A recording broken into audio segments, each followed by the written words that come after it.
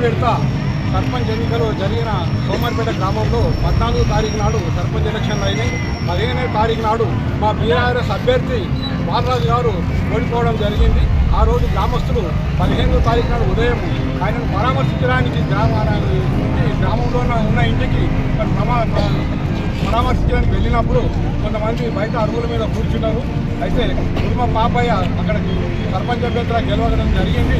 మన తమ్ముడు చిరంజీవి మరి ఎక్కడో ట్రాక్టర్ పొలంలో దున్ని రాగా ఇంకా ఇక్కడ పరామర్శకు వచ్చిందా అని చెప్పేసి ఆ ఇంటి మీదకి తీసుకెళ్ళి అరుగు మీద కూర్చున్న ఐదుగురికి అక్కడ కాళ్ళు చేతులు నడుము విరగడం జరిగింది. అలాగే ఇంటి తర్వాత కూడా కుదరం జరిగింది. అక్కడ కొంత చిన్న పిల్లలు కూడా జారిపడడం జరిగింది. అటు ప్రమాదంలో చాలా తీవ్ర గాయాలైనాయి. ఇద్దరు ప్రాణాపాయ స్థితిలో ఉన్నారు. వాళ్ళు బ్రతికినా మరి వాళ్ళు మంచం ఇంకెళ్ళి జీవితాంతం లేవనటువంటి పరిస్థితి.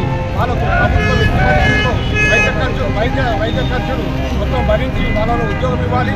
దీంతో ఎమ్మెల్యే తీసుకొని ఆ గ్రామంలో ఉన్నటువంటి మండల కాంగ్రెస్ పార్టీ ప్రెసిడెంట్ సాయిబాబా గారు మరి విచ్చలవిడిగా రెచ్చిపోతూ సర్పంచ్ ఎన్నికల కన్నా 2-3 రోజుల ముందు మేము తెలిస్తే బెదిరించడం జరిగింది గ్రామస్తులను. అదే అతను ప్రోత్సహించి పాపయ్య కానీ సాయిబాబా కానీ ప్రోత్సహించి వాళ్ళ తమ్ముడు ద్వారా యాక్సిడెంట్ చేయించడం జరిగింది. మరి ఎమ్మెల్యే గారు దీనికి ఇంకా హస్తం ఉన్నది. మరి వాళ్ళని అరెస్టు చేయకుండా ఒక ట్రాక్టర్ డ్రైవర్నే మరి అరెస్టు చూపించారు.